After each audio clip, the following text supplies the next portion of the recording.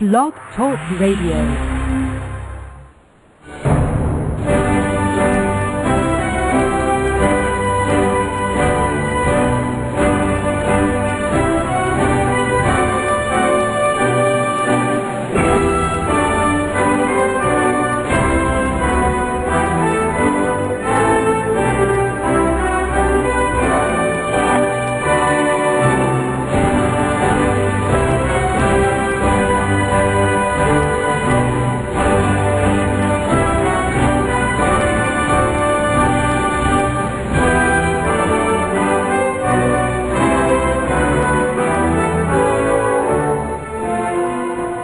Boa noite, meus amigos.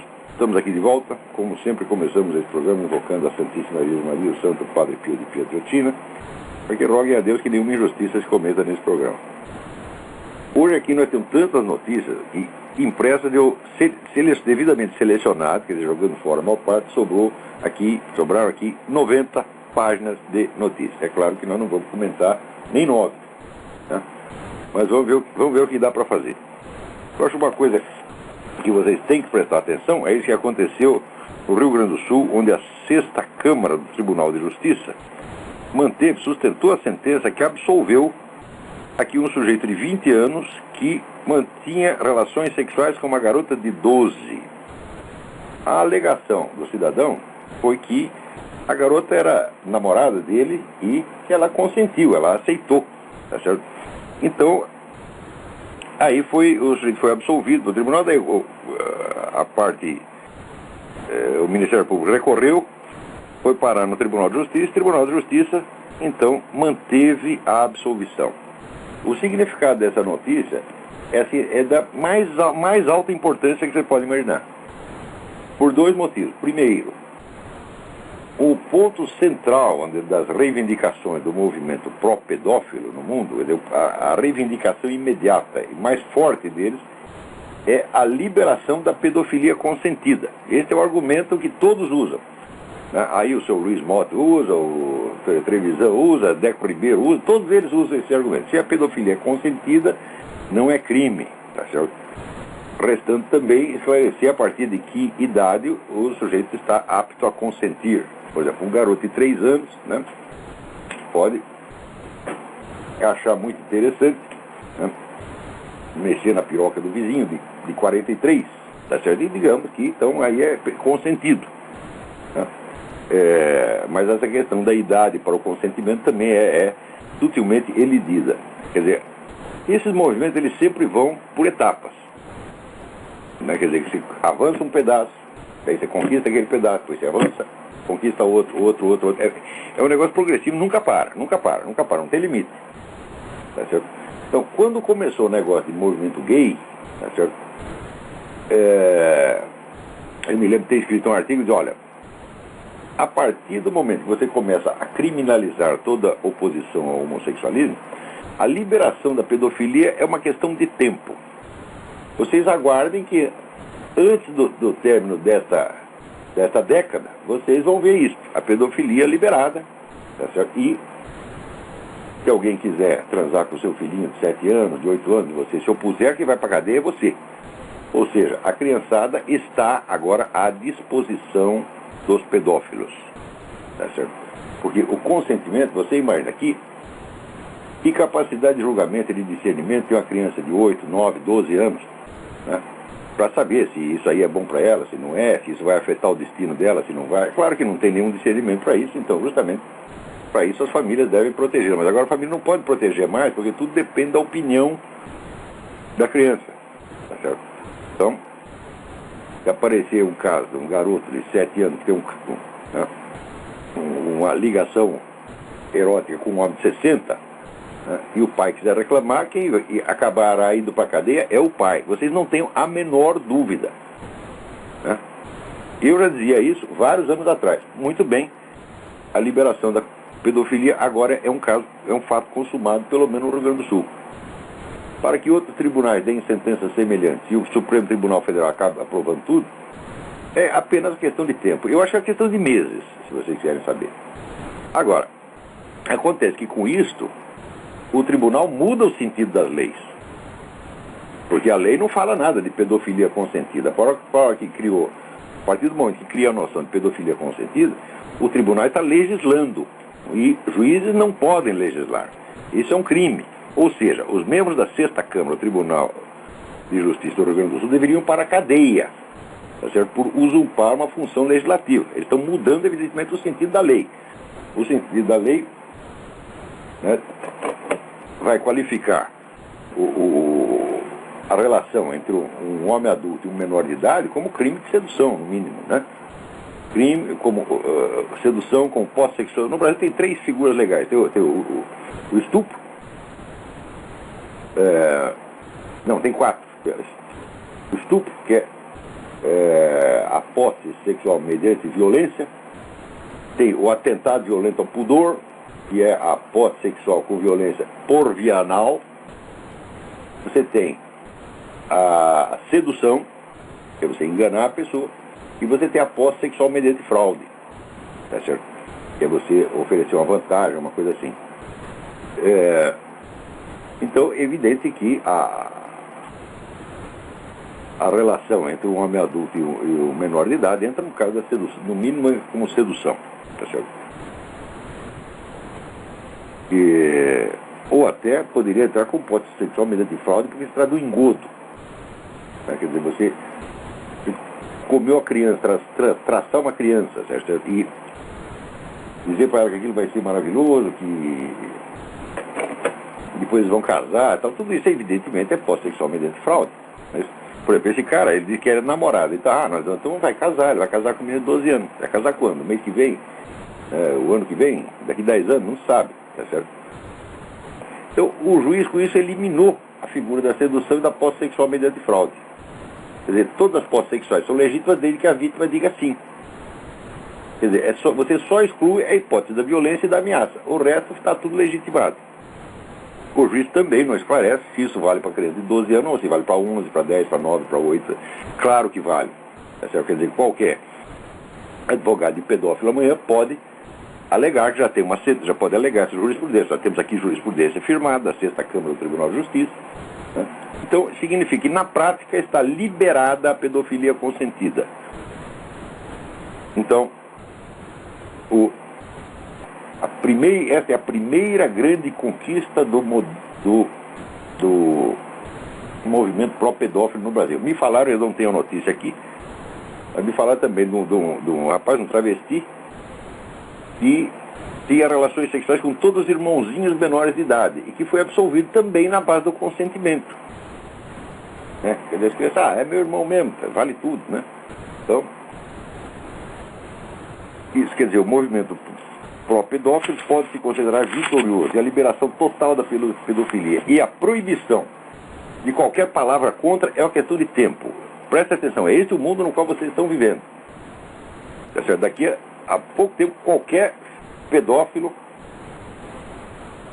tarado, louco,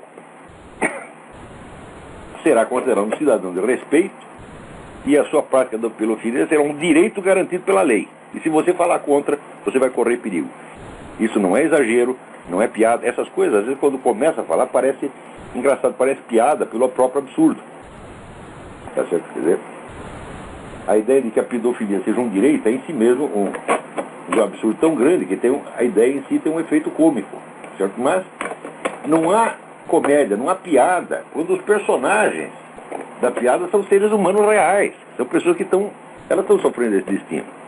Agora, você imagina, é claro que o destino de uma criança de 8, 9, 10, 12 anos que tem relação sexual com um adulto, o destino está selado, que vai mudar a vida dela de maneira definitiva e irreversível.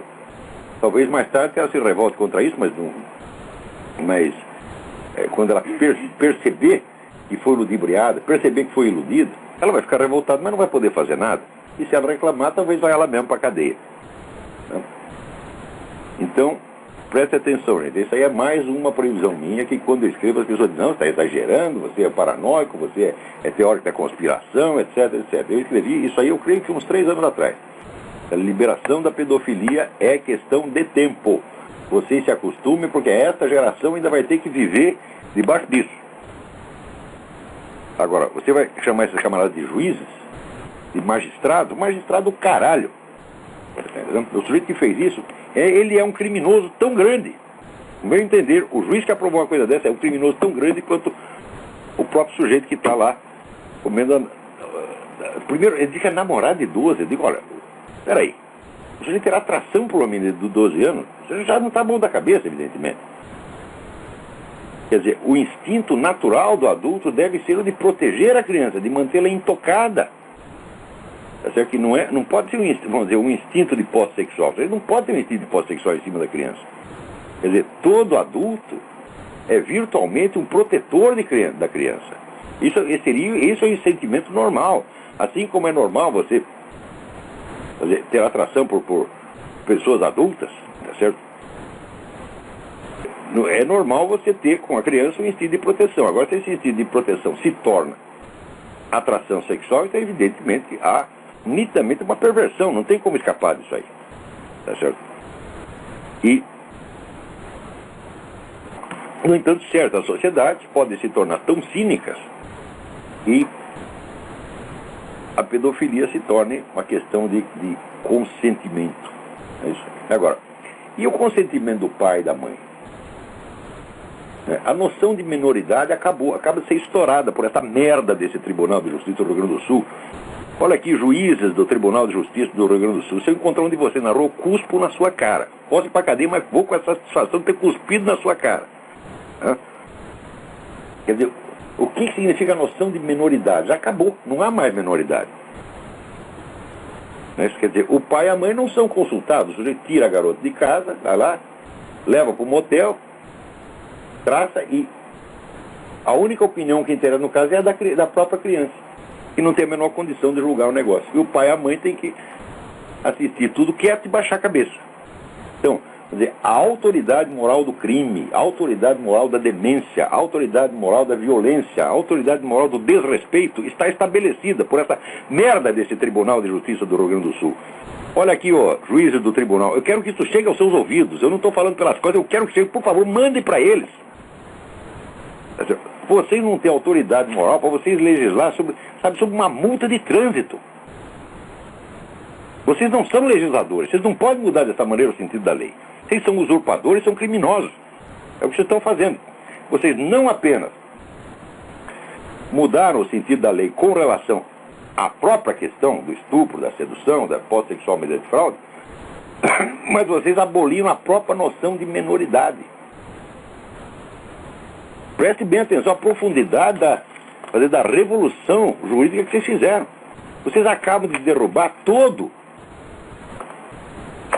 o direito brasileiro com essa coisa. Então, o lugar de vocês é na cadeia, seus vagabundos. Ninguém vai botar vocês na cadeia porque vocês têm o poder, o pessoal que tem dinheiro apoia vocês, e vamos dizer, e vocês sabem que as classes ricas estão cheias de pedófilos que dão dinheiro e sustentam esse movimento. Toda essa gente vai aplaudir. A mídia vai aplaudir, a Folha de São Paulo vai achar maravilhoso. O Estadão vai achar maravilhoso, o Rede Globo vai achar maravilhoso, todo mundo está achando. Não? Então, tinha que ser logo no Brasil que o movimento pró-pedófilo alcança essa grande vitória. Né? Que será, sem dúvida, um progresso, né, da liberdade, dos direitos humanos e das luzes, o progresso do esclarecimento. Olha, gente, vocês estão na mão de loucos furiosos, presta atenção. Quando eu digo para você, pessoa imbuída de mentalidade revolucionária, não é a pessoa normal que você possa discutir. Não é a pessoa normal que tem apenas uma divergência de ideia com você. São loucos perigosos. Alô, quem está na linha? Alô? É o Jim de São Paulo, tudo bem? Tudo bem. Olavo, só pegando um gancho no seu último programa, antes de mais nada eu quero dizer que eu admiro você, mesmo você sendo corintiano, viu, Olavo? Muito bem. Pois é, ninguém é perfeito, rapaz. Eu agora sou menos corintiano, mas quando eu era moleque era corintiano fanático. O grande dia da minha vida foi o dia que nós entramos no restaurante, estava todo o time do Corinthians lá sentado, eu peguei autógrafo de todos de uma vez. Aliás, Olavo, até sobre isso eu queria falar. Eu não sei se você... Alô? Alô, tô ouvindo, pode falar. Olavo, eu não sei se você acompanha, se você ouviu falar, até no futebol, a coisa que aqui no Brasil, teoricamente, é um negócio que o brasileiro tinha que estar em cima e tal, até no futebol a coisa tá feia lá. Para quem quer informação do que está acontecendo dentro dos clubes, da corrupção e do envolvimento com quadrilhas, inclusive com PT... Meu filho, você está sua vida. Eles podem fazer o que quiser, podem roubar, podem corromper, podem soltar propina para todo mundo. Se você vai lá tentar se informar, você que é o criminoso. Eles acabam com você. Não pode fazer É só acessar, Olavo, o blog do Paulinho, que é blogdopaulinho.wordpress.com. Olavo, esse cara, ele é o único aqui no Brasil, assim, talvez como você no aspecto político, ele é o único aqui no Brasil que tem as informações de dentro do que acontece lá no Corinthians. O Corinthians tem lá as suas ramificações com o PT, tem a turma lá dentro que... Nós sabemos disso. Jogador... Pode deixar, vamos verificar, vamos dar uma olhada lá. Depois, semana que vem, eu comento. Tá feio, viu, Olavo? Um abraço aí pra você. Vai, Palmeiras.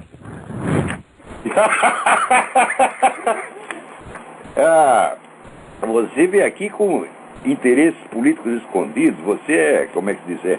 Você é do lobby palmeirense. Tô entendendo. Peraí, tem mais alguém na linha? Alô? Alô, professor Olavo? Eu? Aqui é o Cristiano de Assis, tudo bom? Tudo bem? Fale mais alto. Tudo bem. Eu gostaria de perguntar a você sobre aqueles ateus que fazem uma cruzada contra o cristianismo. O que eles querem, na verdade? Dinheiro, benefícios? Qual que é o intuito deles? Não, é simples ódio. Nunca suportaram o cristianismo. Você veja, por exemplo, essa recente campanha que teve contra o Papa, uma campanha mundial, que foi uniforme, a mídia internacional inteira, né? Todo dia descendo o cacete de um Papa com uma violência inédita. Isso nunca aconteceu na história. Quer dizer, isso marca uma etapa. Quer dizer, esse pessoal vai ocupando espaço. Então vai... Eles estão aliados com outras religiões? Quando você se acostuma, quando a dor passou, eles enterram a faca mais um pouquinho, até você morrer. É assim que vai. Aquilo, você tem toda hora criança sendo expulso da escola porque entrou com uma Bíblia, capelão militar, tá certo? Perdendo emprego porque pronunciou a palavra Jesus. Isso está acontecendo aqui na Europa, gente. Quer dizer, não é exagero, não é teoria da conspiração, isso está acontecendo mesmo. E se esses pessoal religiosos se unir para combater isso, eles vão todos ser criminalizados. Isso aí vai ficar como no Irã, que você pode praticar o cristianismo dentro da sua casa, quietinho e discretamente. Se sair pregando na rua, você vai para cana. O mundo ocidental vai ficar assim se esse pessoal não reagir. Reagir, olha, o pessoal fala, reagir como? Eu digo, olha, em primeiro lugar, você tem que entender a coisa básica. Vocês não estão lidando com pessoas normais que têm apenas uma ideia diferente de vocês. Está lidando com criminosos, com gente perigosíssima. Se você quer manter a coisa no plano das ideias, disputa no plano das ideias, você está dando dignidade a pedófilos, a loucos, a tarados, tá entendendo? É isso que você está fazendo. Professor? Então, é preciso destruir, vamos dizer, não é as ideias, meu Deus do céu. As ideias, por si mesmas, as ideias inspiram movimentos, mas os movimentos são feitos por gente. E se você não desmoralizar as pessoas, não adianta desmoralizar as ideias. As ideias são incoerentes por si só, não é? Apenas acadêmica. Sim. Professor? Diga. Esses ateus eles são aliados com outras religiões, com os muçulmanos radicais, com seitas gnósticas ou não? Não, peraí, a mídia mundial inteira apoia os muçulmanos radicais. Quando eles fazem alguma violência que chama atenção, daí todo mundo faz de conta que está ofendido. Mas todos estão dando força para essa gente. Você vê o que está acontecendo na França. Na França agora a moda é o seguinte, esse pessoal árabe invade ônibus e bate em todo mundo xingando de francês sujo. E ninguém pode reclamar. Ou seja, o racismo antifrancês é permitido e é protegido pelas leis na França. Se você bater no árabe, chamar de árabe sujo, você vai preso porque é por racismo. Agora, se o árabe bate no francês chamando de francês sujo, É permitido. E mais ainda, teve um sujeito que filmou isso aí, né? E botou no YouTube. Esse foi processado. Nossa. Então presta atenção. Esse pessoal árabe tem muito dinheiro. Eles, atualmente, a Arábia Saudita manda na política americana através do seu Barack Obama. Sim. Você vê, os Estados Unidos são tradicionalmente pró-Israel. Mudou 180 graus a política. Agora estão apoiando a criação da nação palestina e cedendo Jerusalém para os caras. Agora, agora os sauditas não serão investigados pelos Estados Unidos, né? Como é? Os sauditas não serão investigados pelos Estados Unidos, no caso do terrorismo. Citou lá ao Suprema Corte que a Arábia Saudita seja preservada de qualquer investigação. Agora, quando você sabe que foi a Arábia Saudita que financiou todos os estudos e a carreira de Barack Obama, o príncipe saudita pagou por todos os estudos de um garoto que ele não conhecia. Por que ele escolheu logo esse Barack Obama? Um camarada que tinha sido o advogado do Malcolm X, o elo de ligação entre o príncipe saudita e o Barack Obama. E deu todo o dinheiro para financiar a carreira do Barack Obama. Agora esse homem está na presidência e está favorecendo a Arábia Saudita de todas as maneiras, inclusive ilegal. Professor, oi. Vou desligar. Manda um abraço pro meu amigo. Um abraço. Tá mais. Aqui. Essa semana saiu um artigo do Rabino Morton Pomeranz no Newsmax, dizendo que Barack Obama está fomentando o preconceito contra o povo judeu, tá? Só ferrando com os judeus. É a pura verdade. Só que é o seguinte, em quem vocês votaram, seus idiotas? Você tá entendendo? 72% dos judeus americanos votaram nesse cara. Agora aguenta, porra! Olha, tem... Assim, adorar e proteger seus traidores. Eu só vejo o seguinte, eu só vejo a comunidade judaica fazer isso, eu só vejo a igreja católica fazer isso, eu só vejo os americanos fazer isso, eu só vejo o ocidente inteiro fazer isso. Agora, você dá força para esses caras e depois eles sobem em cima de você, porra. Vamos dizer, esse legado, essa contaminação esquerdista que tem entre os judeus, entre os católicos, entre os americanos, isso aí vai acabar com eles mesmos. Ninguém tem amigo da esquerda, porque o esquerdista só é amigo do esquerdista, e mesmo assim, é amigo assim que nem Stalin era amigo de Trotsky. Porque se você fizer a conta, vamos fazer a conta de todos os comunistas mortos do universo, você vai ver que 90% deles foram mortos por outros comunistas. Ninguém matou tanto comunista quanto Stalin e Mao Tse-tung. Então essa é também a amizade esquerdista. Eu estou falando desse pessoal que tem mentalidade revolucionária, esse pessoal é criminoso, eles não são pessoas normais, nós não podemos respeitá-los. Você não pode curar uma psicose partindo do princípio de que o psicótico é normal. E eu acho que a maneira certa de lidar com esses camaradas, vamos dizer, é mostrar para eles o que eles mesmos estão fazendo, mas não mostrar com respeito. Mostrar de tal maneira que eles percam a sua segurança.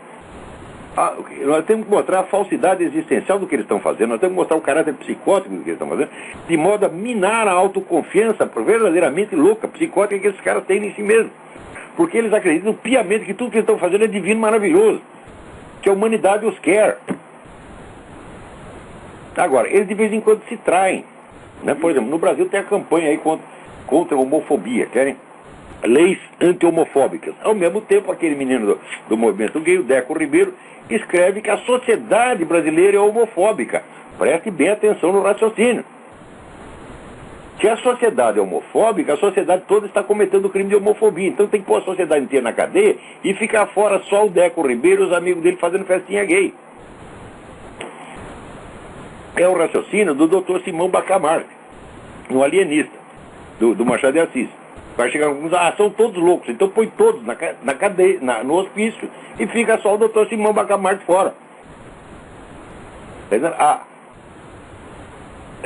A vida imita a arte, dizia Oscar Wilde, que era um sábio, hein? Também tem viado sábio, tá cheio de viado sábio. Esse é um sábio.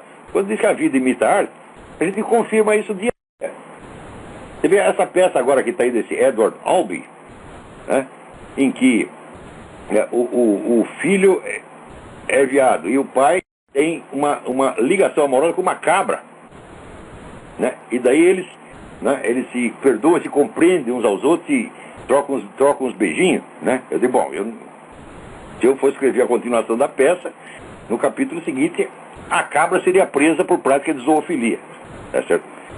Então, o que é isso aí? Se eu escrever essa peça, eu creio que, sei lá, 10, 20 anos atrás. Né? Note bem, a zoofilia é a próxima etapa da campanha. Prestem bem atenção, porque já existe isso.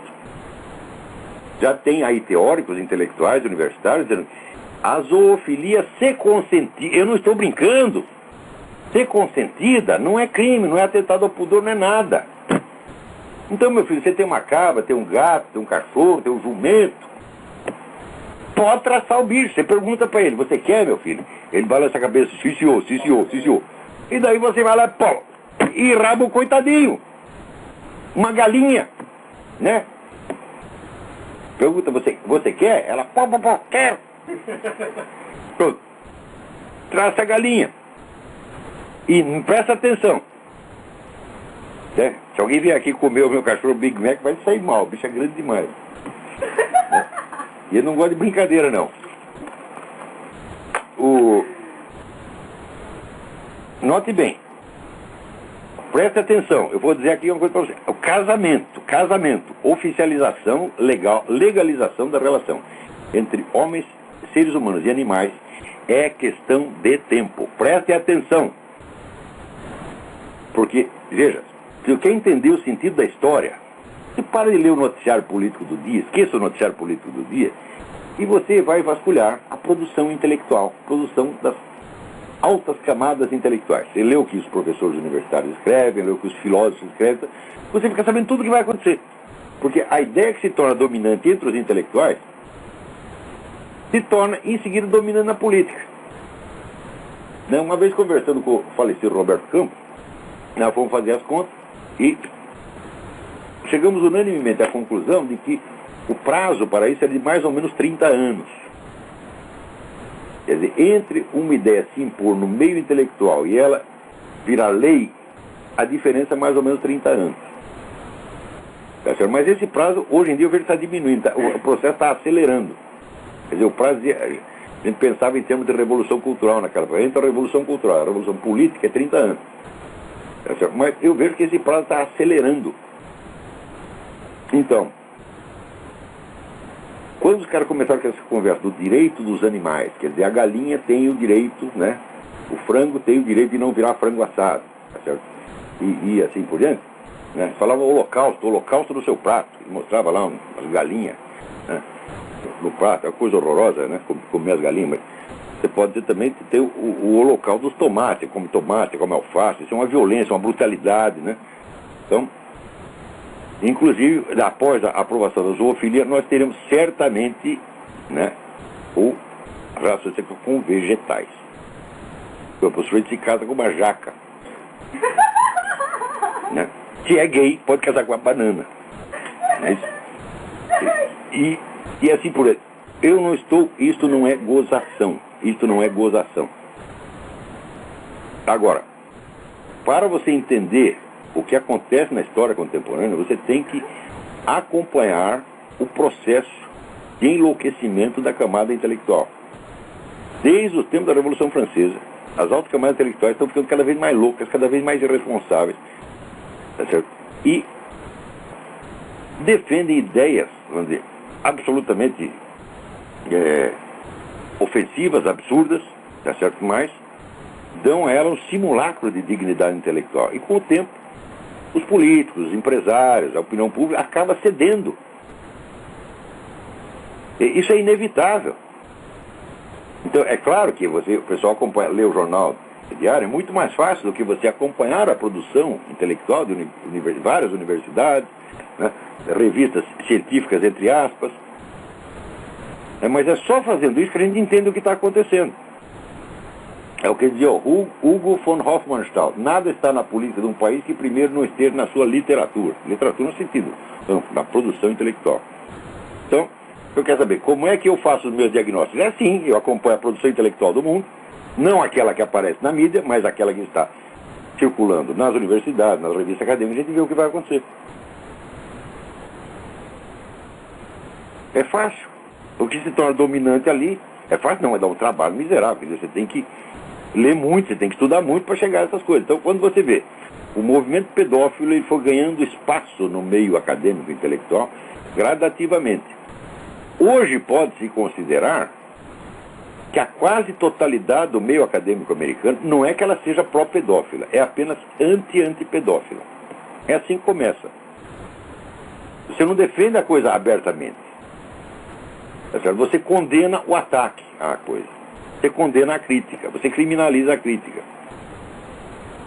Então, você começa por pegar essas condutas e mudar a terminologia com que elas são descritas. Você não pode falar em pedofilia, né? Você fala, eles têm um termo técnico, é atração intergeracional, né? Então tá lá o sujeito comendo seu filho de 5 anos, você entra e fala, que é isso, que é isso? Ele diz, cala a boca, isso aqui é atração intergeracional. Chamar de pedófilo eu te processo. Então, o padre Lodi não foi condenado por chamar um abortista de abortista? Né? Agora, eu também chamo de abortista. Quero ver um filho da puta desse me processar. Eu quero ver. Ele não processa, não. Eu digo, vocês não só são abortistas, como grande parte de vocês são aborteiros. Esse pessoal da Planned Parenthood, eles implantam clínicas de aborto ilegal nos países e depois denunciam o aborto ilegal. Entendendo?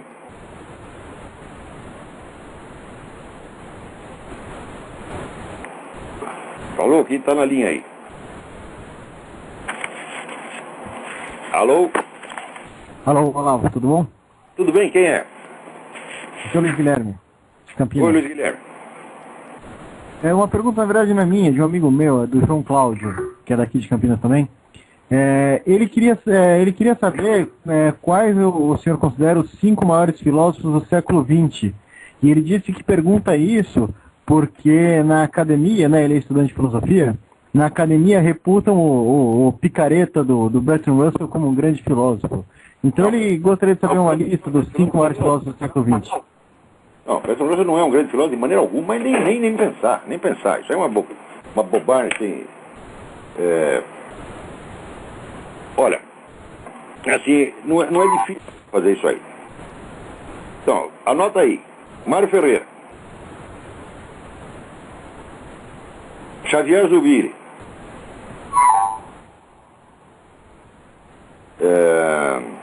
O Eric Fögelin. Louis Lavelle. L-A-V-E-L-L-E. E provavelmente o Bernard Lonergan. Pronto, está aí feita a lista. Muito obrigado, Olavo. Um brasileiro, um espanhol basco, não espanhol, basco, um alemão, um francês e um canadense. Pronto, está aí feita a lista. Isso, evidentemente, o julgamento é subjetivo, mas acontece o seguinte, eu estudei a obra desses caras. Da Academia Brasileira ninguém estudou. Eu não conheço um sujeito qualificado na Academia Brasileira para ler as obras do Mário Ferreira e do Xavier Zubiri. Os outros eles conseguem ler porque são... Veja, às vezes o sujeito tem o talento filosófico, mas ele não tem aquele talento pedagógico de explicar tudo clarinho, certinho, né? Então, por exemplo, o Louis Lavelle é de uma clareza maravilhosa. É talvez o maior filósofo do século, tá certo? E é de uma clareza maravilhosa. Mas se você vai ler o Xavier Zubiri, você pula que nem um cabrito para você atravessar aquele matagal da terminologia escolástica. Mesma coisa o Mário Ferreira, eles usam toda, embora não seja nenhum escolástico, nenhum nem outro, eles usam toda a terminologia escolástica, fica difícil de ler. O Bernard Lonergan é muito fácil. O Bernard Lonergan é um grande professor. Ele capricha tanto na exposição. Se você pegar o livro Insight, ele vai assim, que é um livro de 1000 páginas, né? E é um livro para explicar o que é inteligência. Como é que você... Por que você entende o que você entende? Tá certo? Ele vai assim, tão de pouquinho, ele começa, por exemplo, faz uma continha de matemática e mostra o que você fez para você entender a continha de matemática. Depois ele pega um trecho literário, mostra como é que você fez para entender aquilo e vai até o fim. Quer dizer, é didatismo, às vezes até pentelho. Ele vai até mais devagar do que precisa. Mas o Mário Ferreira, cuja obra foi composta inteira em 16 anos, são 52 volumes da Enciclopédia da Ciência Filosófica, produzido na base de 3, 4 por ano, então não teve tempo para fazer isso aí, né? O Eric Wegener, a dificuldade é que ele está lidando com um assunto tão novo, que você não tem nem as palavras para descrever aquilo. Então, o que ele faz? Ele inventa, ele atribui novos sentidos, etc. Então, fica meio pesado para ler. É curioso que ele não é obscuro, né? Mas aquilo em inglês soa tão esquisito que os leitores americanos, que é do país onde ele viveu e lecionou, ele acabou se tornando americano, eles têm dificuldade. A gente que vem de uma língua latina entende o Wegener melhor do que o americano. É incrível isso aí. Então tá aí os 5. Agora, se você disser desses 5, qual que você se considera discípulo? Eu respondo sem a menor dúvida. Louis Lavelle é o único do qual eu posso me considerar um discípulo, porque é um sujeito que eu concordo com cada linha que esse sujeito escreveu. Eu não consigo dizer não para ele. Às vezes consigo, por exemplo, em escritos menores, um escrito de resenha literária que ele fez, tem lá um livro que ele gostou e eu não gostei. Falei, bom, aí divergimos disso. Mas filosoficamente, eu não sei dizer A contra nenhuma tese do Louis Lavelle. Já tentei por tudo que lá. Então eu falei, tá certo, guru, você tem razão. Então, agora, aí no Brasil, existe um interessantíssimo livro brasileiro sobre Louis Lavelle, uma tese de doutoramento feita pelo Tarcísio Padilha, que foi presidente da Academia Brasileira de Letras. Ele foi aluno do Louis Lavelle e escreveu um bom livro sobre o Louis Lavelle. Esse livro sumiu, nunca mais foi publicado. E que merda de país, quer dizer, você parece estar sobrando esse tipo de coisa, né? Agora, livro sobre Antônio Gramsci, sobre Michel Foucault, sobre Lacan e Derrida, tem de monte, né?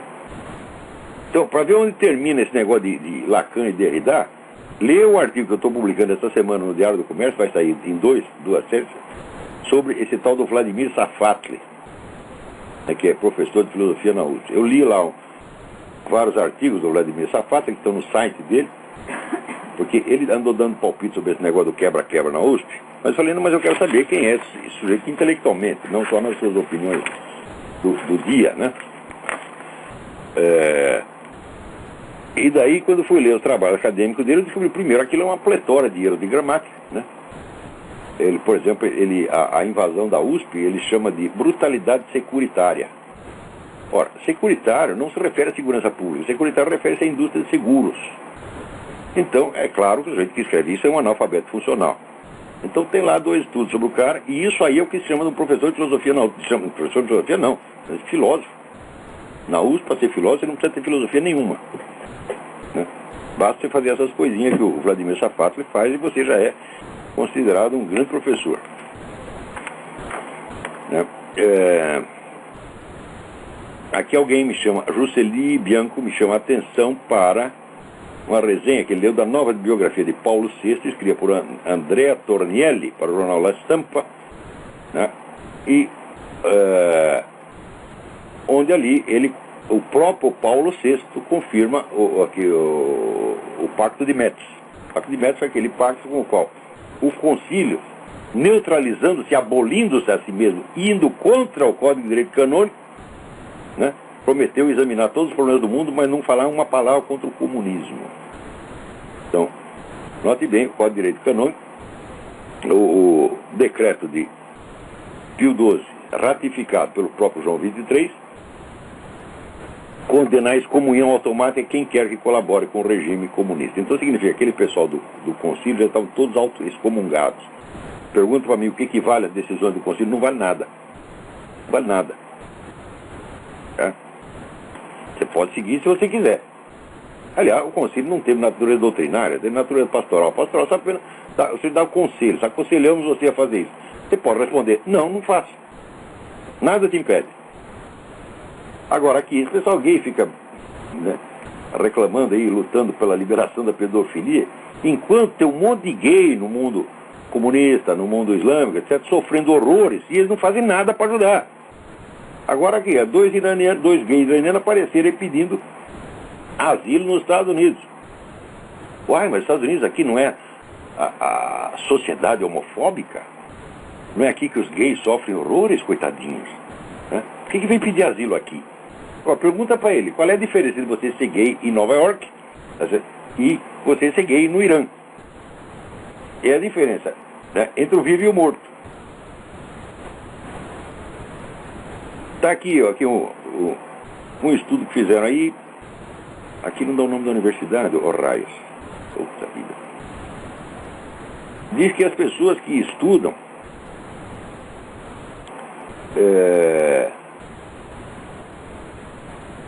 têm muito menos chance de desenvolver problemas mentais, sobretudo na velhice, do que os que não estudam. Eu estou dizendo isso. Você estuda, você lê livros. Porque, vamos dizer, de burro para louco, o passo é curto, viu? Porque o sujeito burro, veja, essa palavra idiota vem do grego idios, que é o mesmo. Quer dizer que o sujeito vive na mesmice, só naquele pequeno círculo de probleminhas cotidianos dele, os assuntinhos cotidianos dele, ele acaba emburrecendo. Só que emburrece, ele sai da realidade. Sai da realidade, começa a acreditar em maluquice, daqui a pouco já está maluco mesmo. Então, agora, veja aqui fizeram um transgender promoção, né, transgêneros, no Boston City Hall, quer dizer, a prefeitura, com espetáculos de sadomasoquismo, né, homens lá se esfregando uns dos outros, distribuição de drogas, tudo isso para crianças, promovido pela prefeitura de Boston. Então você veja, é realmente a campanha pela liberação da pedofilia, sustentada pela prefeitura de Boston. Quer dizer, começa com o negócio de, olha, é sempre assim, vai por etapas. Primeiro você começa a dizer, nós gays somos discriminados, nós queremos apenas o nosso direito. Olha, daqui a pouco eles querem o direito de pôr você na cadeia. E quer o direito de transar com seu filho de 5 ou 6 anos, e assim por diante. Eles enterram a faca e passam o anestésico. Enterra a faca e passa o anestésico. Enterra a faca e passa o anestésico. Assim, daqui a pouco você está morto.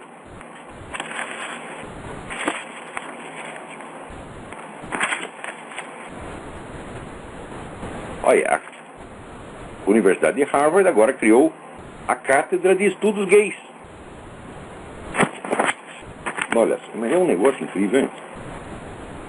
Está aqui, alguém me manda um artigo do Jânio de Freitas endossando o outro artigo do Bresser Pereira que eu estou comentando no artigo essa semana. O artigo do Bresser Pereira é de uma estupidez fora do comum.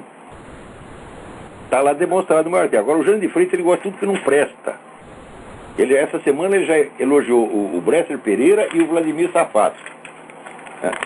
Agora aqui, eu queria chamar a atenção para vocês da campanha do cartaz antidoutrinação feito pelo escolasempartido.org, o site escolasempartido.org, né, que é do meu amigo Miguel Najib. Está fazendo uma campanha, está solicitando, né, à justiça que as escolas sejam obrigadas a colocar nas salas de aula um cartaz com 5 ou 10, não lembro se são 5 ou 10 regras contra a manipulação política das crianças nas escolas. Essa campanha é altamente meritória, tá certo? Ele está fazendo isso para o Distrito Federal, mas nada impede que seja adotado para outros lugares. Dê uma olhada lá no www.escolasempartido.org.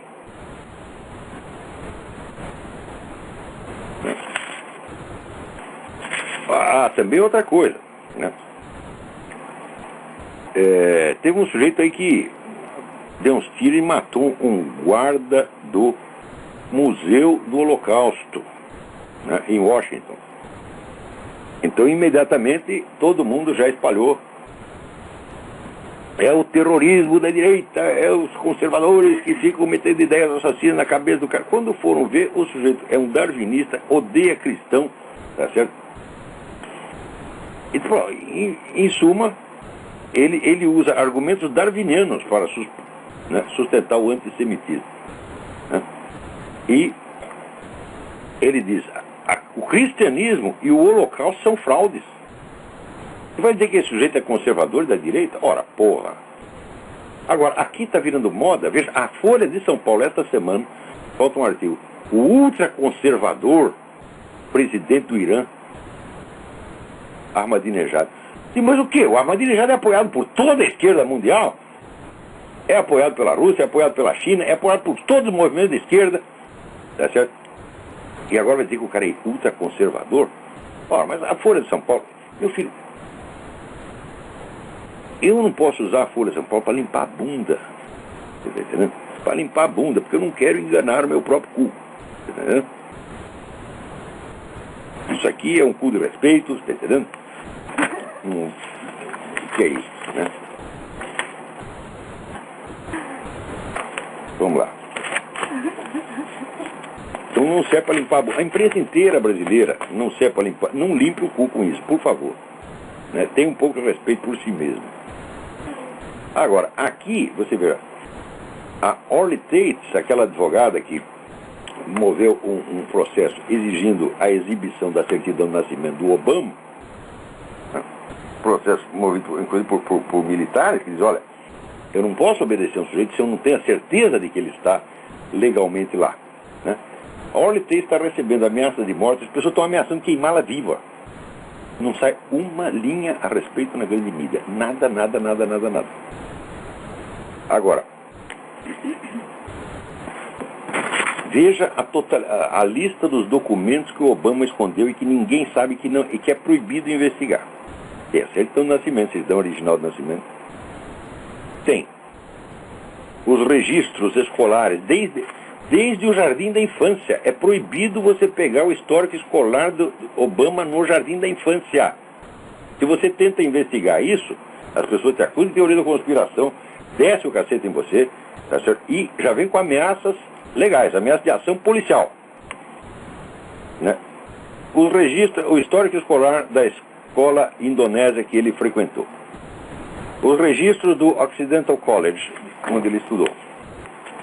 Né? Vamos lá.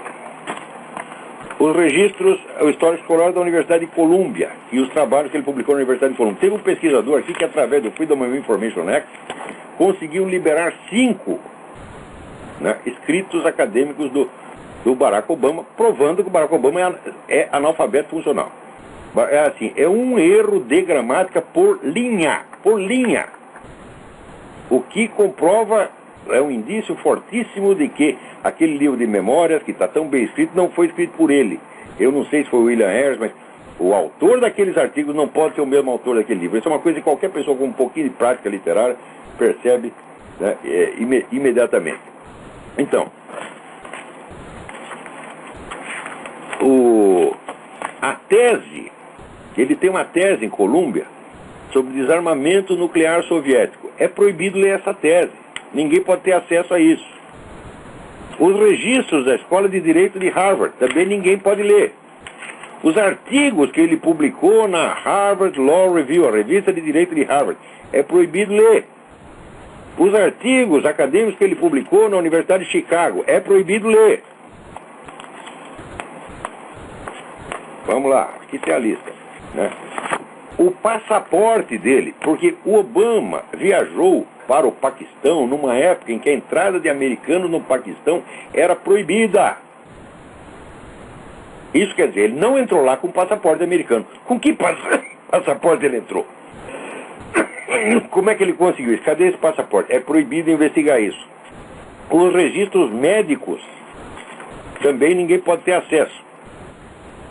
Note bem, a agenda do tempo em que ele foi senador por Illinois. Né? Senador estadual em Illinois, 1997 a 2004. Ou seja, quem ele recebeu no gabinete, o que ele fez, quais são os atos oficiais dele, senador, documentos oficiais, você não pode ter acesso. Aqui, a lista dos clientes do seu escritório de advocacia em Chicago. Também não pode saber. Ora, isso são documentos que qualquer candidato a prefeito apresenta e torna público. O Obama criou uma operação monstro, gastando milhões de dólares com advogados para impedir que as pessoas tenham acesso a qualquer dessas coisas. Os registros dele na Illinois Bar Association, é a ordem dos advogados, né? Que bar aqui não quer dizer só bar, né? A Associação dos Bares, não, é bar é o tribunal. Né? Os registros dele na ordem dos advogados, também não pode.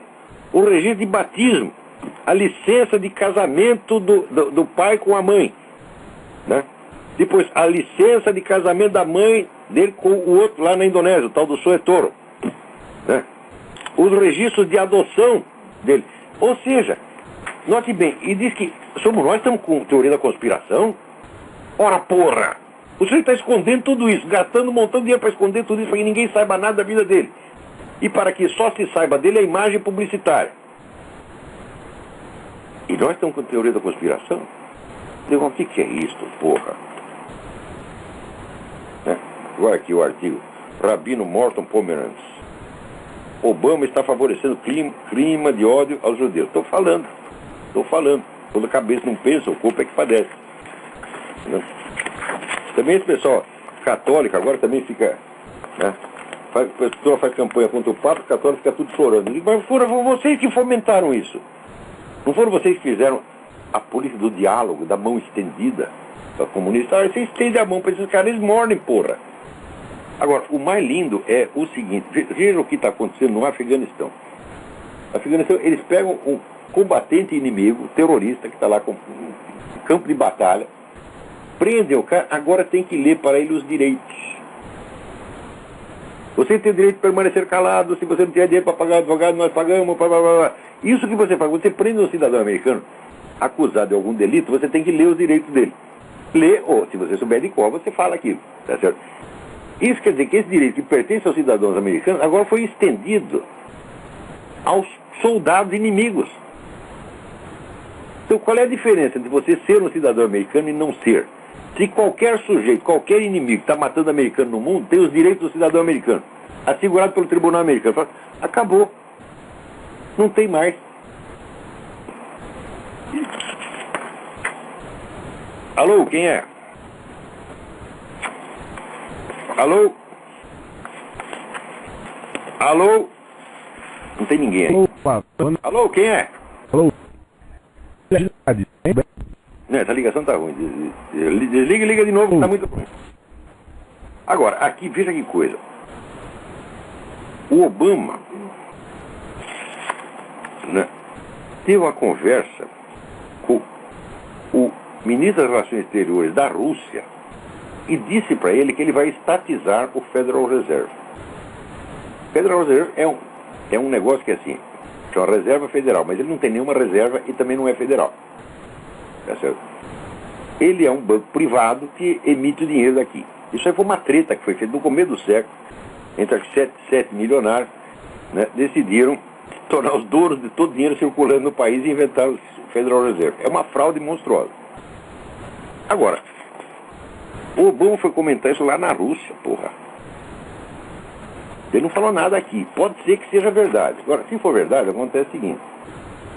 O Federal Reserve é um dos grandes pilares do globalismo aqui. Né? O Federal Reserve existe aí para escravizar os Estados Unidos e colocá-los sob, vamos dizer, o comando dos organismos internacionais. Exatamente como também serve para isso o Clube Bilderberg, a Comissão Trilateral, o CFR, etc. Tem um pool de organizações, né, cuja finalidade é fazer de seus próprios proprietários os donos do mundo, tá certo? E quebrar a espinha da nação americana. Se o Obama pretende realmente estatizar o Federal Reserve, das duas, uma. Ou os caras estão encrencados, estão precisando ser estatizados e eles mesmo é que querem isso, ou então o Obama arrumou a maior encrenca da vida dele. Porque esses caras, essa elite que faz parte do Federal Reserve, CFR, Bilderberg, é quem manda aqui. Você não tem como se opor a eles.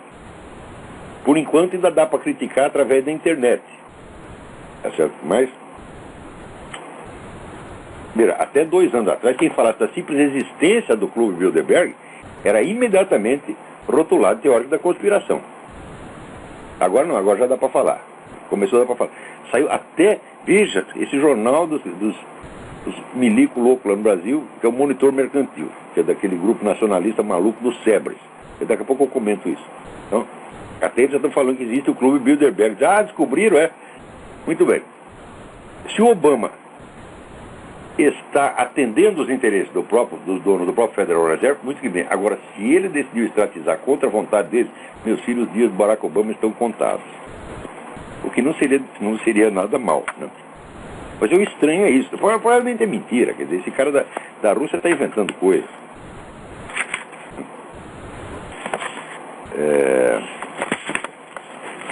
Alô, quem é? Alô, quem é? Puta, essa ligação está muito ruim. É o seguinte, se você me liga aqui através do Skype, você está arrumando encrenca para mim e para você mesmo. Você vai tomar tempo do programa, nós não vamos entender merda nenhuma que você está falando. Tá certo? Não liga através do Skype, não, pô. Liga do telefone, pô. Agora, aqui também é uma coisa que aconteceu essa semana, que é um exemplo para toda a humanidade. É edificante para toda a juventude. Olha aqui. O David Letterman, naquela porcaria do show dele, andou fazendo aquelas piadinhas sinistras, né, sobre a filha da Sarah Palin, quer dizer, metendo em assunto de família, né? Falou aquilo, a Sarah Palin foi para a televisão e disse, isso é um velho pervertido. O que o David Letterman fez? No dia seguinte pediu desculpa. É assim que se faz, porra.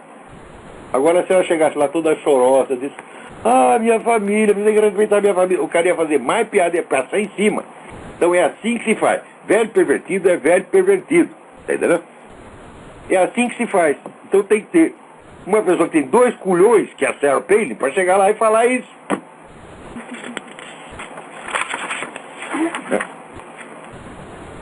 Agora aqui, eu estava falando do negócio do Bilderberg.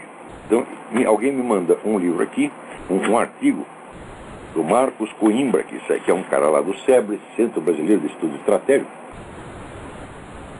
né, que é um grupo de milicos que se acham inteligentíssimos, eles acham que entendem tudo, tá certo? Eu assisti umas conferências lá, eu achei patético aqui, né? Então, aqui, nos últimos 30 anos, com a queda do Muro de Berlim, surgiu a potência hegemônica, os Estados Unidos, principalmente na expressão militar do poder nacional. Porém, eles também são manipulados pelos donos do mundo, Grupo Bilderberg, Instituto Real de Assuntos Internacionais, Comissão Trilateral, blá, blá, blá. Como são detentores do poder econômico, cooptam os meios de comunicação mais influentes do mundo, pautando grande parte da mídia e influenciando decisivamente grande parte da humanidade. Isso quer dizer o seguinte, o cara está dizendo que os Estados Unidos mandam na mídia mundial.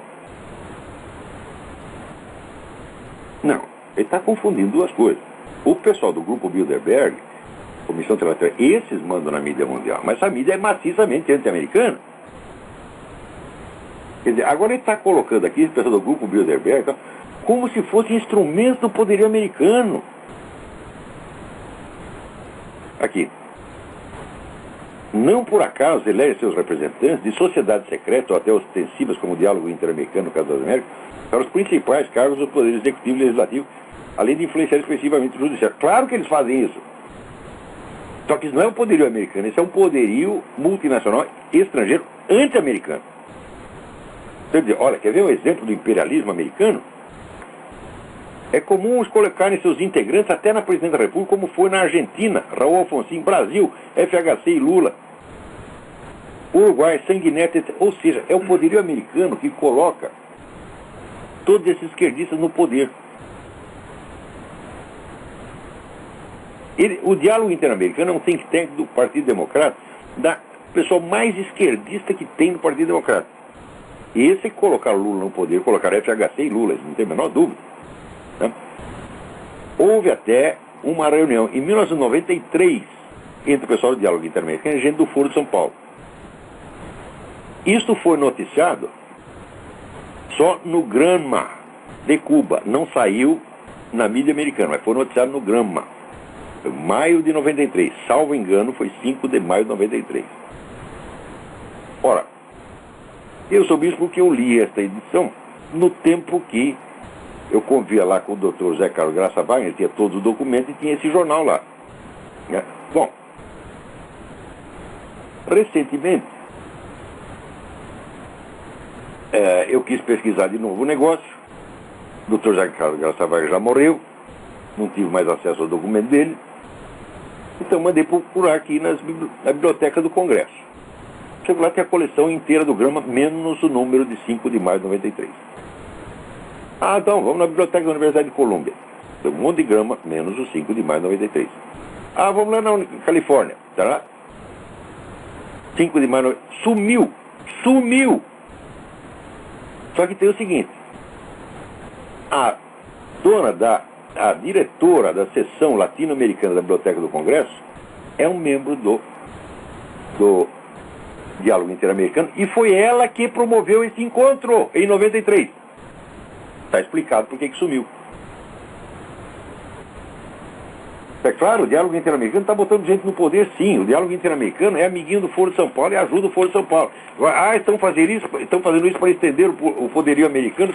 O que é isso, Marcos Coimbra? Acorda, porra! Esse assunto não é para gente com o seu QI, porra. É para gente que estuda.